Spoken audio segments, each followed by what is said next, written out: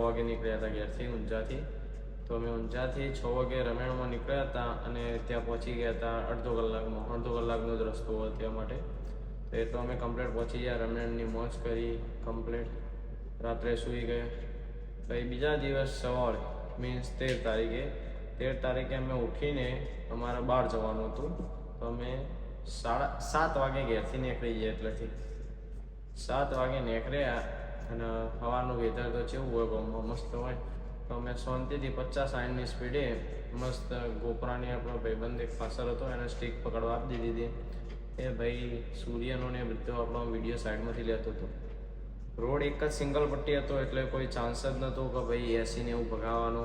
અને ગામના તો રસ્તા બહુ ખરાબ હોય એટલે વરંકો બહુ જલ્દી આવી જતા હતા જો વધારે સ્પીડે જઈ નાખાય.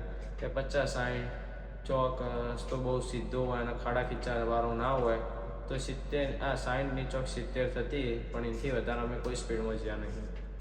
અને એમાં સીન એવો થયો કે આજુબાજુ સૂર્ય થોડોક આ બાજુ હતો, રસ્તો આમ જતો હતો એટલે અમે એ બધા વિડીયો કેપ્ચર કરી દીધા. પણ સૂર્ય જ્યારે એક્ઝેક્ટ અમે જે રસ્તા ઉપર જતા હતા એના એક્ઝેક્ટ સામે આવી ગયો સૂર્ય, તો અમે એટલા વિડીયો બંધ કરી દીધો કે ભાઈ